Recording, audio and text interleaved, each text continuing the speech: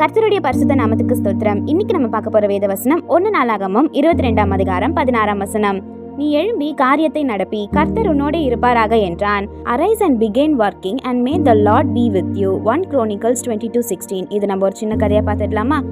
நிஷா ஒரு சின்ன வாடகை வீட்டுல தனது குடும்பத்தோட வாழ்ந்து வந்தாளா. அவளுடைய கணவர் ஒரு தனியார் நிறுவனத்துல வேலை பார்த்து கொண்டிருந்தாரா. குடும்ப செலவு, வாடகை, குழந்தையின் பள்ளி கட்டணம் எல்லாமே நெருக்கடியா இருந்ததா. காசு வருவதை விட செலவு அதிகமா இருக்குமா, மாத முடிவுல எப்பவுமே பயமா இருக்குமா, எப்படி சமாளிக்கிறதுன்னு ஒரு கவலை இருந்து கொண்டே இருக்குமா. இதனால அவ இரவெல்லாம் விழித்து கொண்டே இருப்பாளா. ஒரு அதிகாலை எல்லாரும் தூங்கி கொண்டிருக்கும் போது நிஷா தன் பிரார்த்தனை புத்தகத்தை திறந்து அமைதியா உட்கார்ந்தாலாம். அந்த நேரத்துல அவளோட கண்கள் ஒரு வசனத்தை பார்த்துச்சா. நீ எழும்பி காரியத்தை நடப்பி, கர்த்தர் உன்னோடு இருப்பாராக என்றார். அந்த வசனம் அவளோட உள்ளத்தை தொட்டுதா. அது தேவன் நேராக அவளுடைய பேசுவது போல இருந்ததா. ஒரு பெரிய விஷயம் செய்ய சொல்ற மாதிரி இல்ல, ஆனா சின்னதா ஏதோ ஒன்னு ஆரம்பிக்கிற மாதிரி தேவன் சொல்ற மாதிரி இருந்ததா.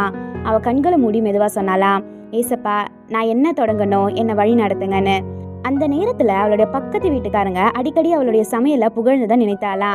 அவ கையால செய்த எல்லாமே நல்லா இருந்ததுன்னு சொன்னது ஞாபகம் வந்துதா. நான் ஒரு சின்ன டிஃபன் சர்வீஸ் ஆரம்பிக்கலாமான்னு நினைத்தாளா.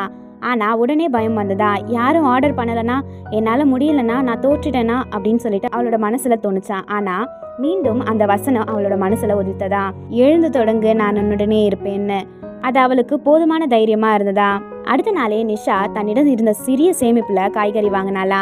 அவ எளிமையா 3 டிஃபன் பாக்ஸ் தயார் பண்ணாலா. அவளுடைய முதல் 3 கஸ்டமர்கள் வீட்டு பக்கத்துல இருக்கிற பாட்டியும், ஒரு கல்லூரி பையனும், ஒரு ஆபீஸ் வேலைக்காரங்களுமா.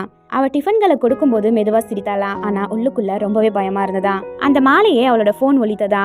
அக்கா சாப்பாடு ரொம்ப நல்லா இருந்தது, எனக்கு நாளைக்கும் வேணும், என் ஃப்ரெண்டுக்கும் ஆர்டர் பண்ணலாமா. இதெல்லாம் கேட்கும் போது நிஷாவின் கண்கள்ல கண்ணீர் நேர்ந்ததா. அவ அந்த வசனத்தை கண்டு புன்னகைத்தாளா. இப்படி தினமும் ஆர்டர்கள் அதிகரித்தே இருந்ததா. 4 டிஃபன்களோட அவ ஆரம்பித்த இந்த சின்ன சமையலறை இப்ப 25க்கும் மேல் டிஃபன்களை அவ செய்ய ஆரம்பித்தாளா. அவளுடைய அந்த சின்ன சமையலறை கால ஒளியுடன் நிறைந்த ஆசீர்வாத இடமாக மாறியதா. கணவர் பெருமையா பார்த்தாரா. குழந்தைகளும் உதவி செய்தாங்களா. அவளுடைய வீடு நம்பிக்கை, மகிழ்ச்சி, தேவனின் கிருபையால் நிறைந்ததா.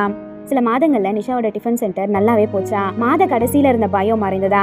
கட்டண பதிவு புத்தகம் இனி அவளை அழைக்கவில்லையா. தேவன் அவளோட நடந்ததை அவ ஒவ்வொரு நாளும் உணர்ந்தாளா. இதே மாதிரி சில நேரங்கள்ல தேவன் நம்ம பெரிய விஷயம் செய்ய சொல்ல மாட்டாரு. அவர் சொல்வது ஒண்ணுதான். நம்ம சின்ன விஷயமா தொடங்கினாலே போதும், மீதி விஷயத்த ஏசப்பாவே நடத்தி கொண்டு போவார். ஆமேன்.